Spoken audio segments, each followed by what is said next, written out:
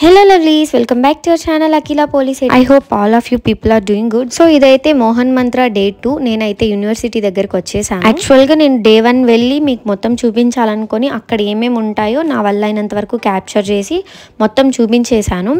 Day 2లో కళాక్షేత్రాల్లో ఇంకొన్ని programmes జరిగింటాయి and మిగతావన్నీ యాజ్ ఇట్ ఈస్ అలానే ఉంటాయి. సో అందుకని చెప్పి ఇంకేముంది కొత్తగా చూడడం అని చెప్పి నేనైతే లేట్గా వచ్చాను.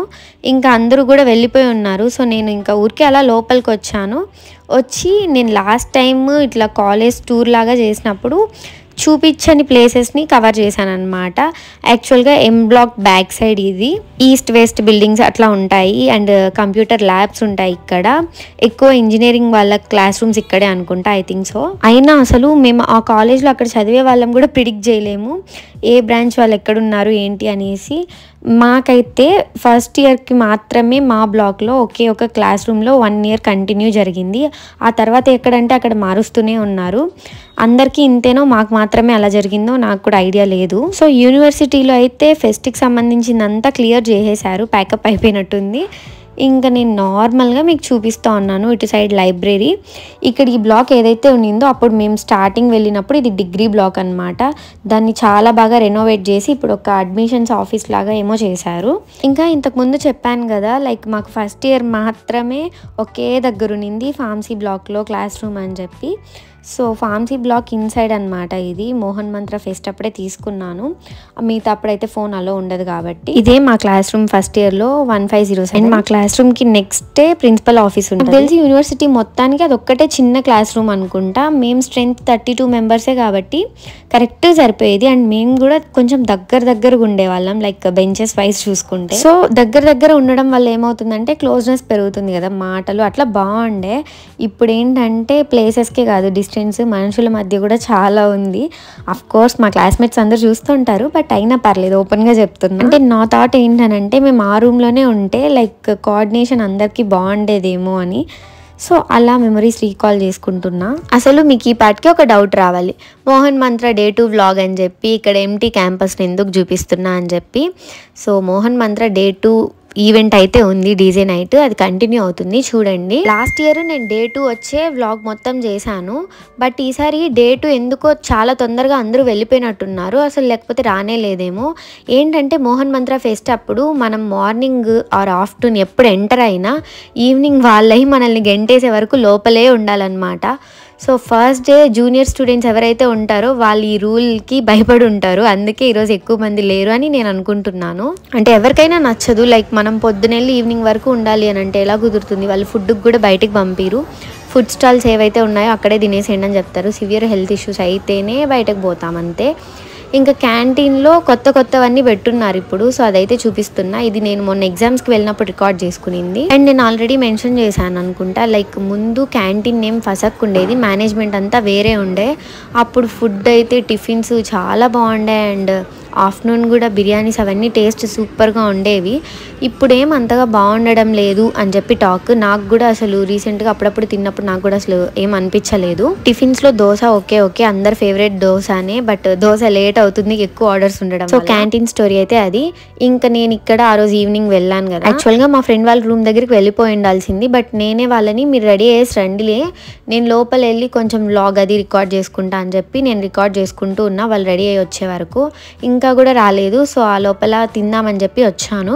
ఇక్కడైతే టేస్ట్ చాలా బాగుంది. స్టూడెంట్స్ ఎవరైనా చూస్తూ ఉంటే మీరు అక్కడికి వెళ్ళకపోతే వెళ్ళి తినండి, ఎగ్జాక్ట్గా మెయిన్ గేట్కి ఆపోజిట్లో ఉండే. నేనేదో చీజ్ పొటాటోస్ ఏదో నేమ్ అది మర్చిపోయాను, సారీ. తిన్నాను, బాగుంది. సో మీరు కూడా ట్రై చేయాలనుకుంటే చేయండి. అసలు ఈ బ్యాండ్స్ ఇచ్చారు కదా రిజిస్ట్రేషన్ చేసుకున్న వాళ్ళకి, ఇవైతే అసలు తీయని కూడా తీయకూడదు 2 days అన్నట్టుగా ఇచ్చారు. కొంచెం చినిగినా కూడా మళ్ళీ లోపలికి రానివ్వము అనేటట్టుగా. నేనైతే చింపి మళ్ళీ దాన్ని వేసుకున్నాను, వాళ్ళేం కనిపెట్టలేదు. నాకు అస్సలు నచ్చలేదు అనమాట దాన్ని వేసుకోవడం. అసలు లాస్ట్ అయితే ఇక్కడ చెక్కింగ్ అయిపోయి ఎంటర్ అవ్వగానే పెరిగి పడేశాను. సో ఇప్పుడైతే డీజే నైట్ స్టార్ట్ అవ్వబోతుంది.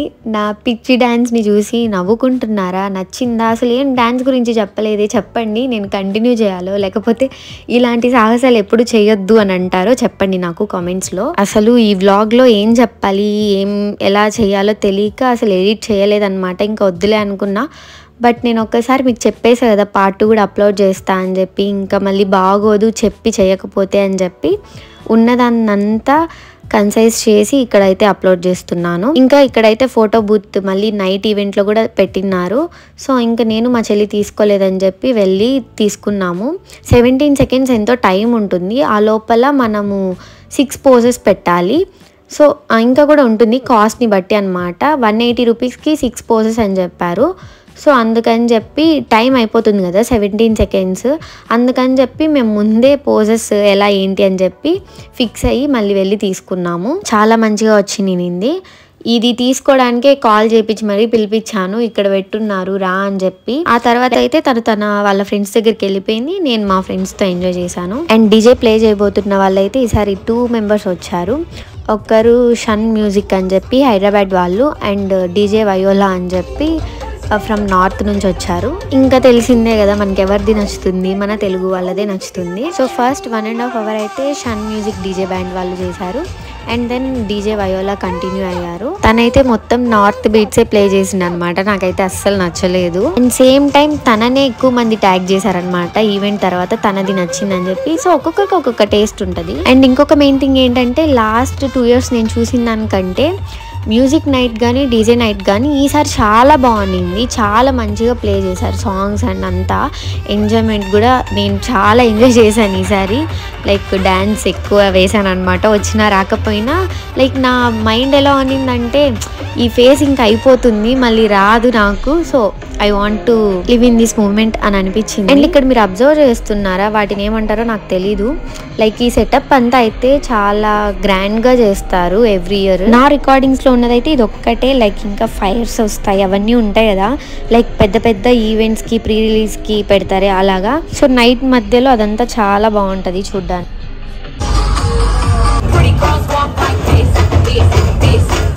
All the girls out there.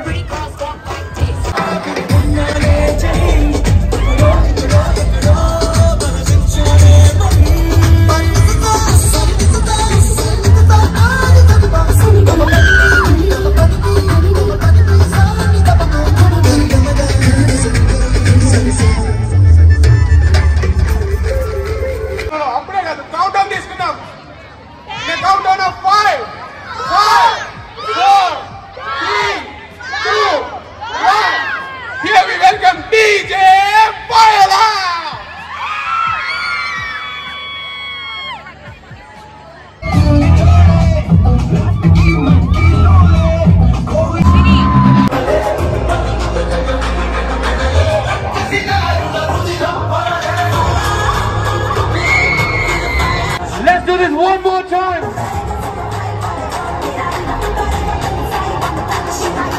One, two.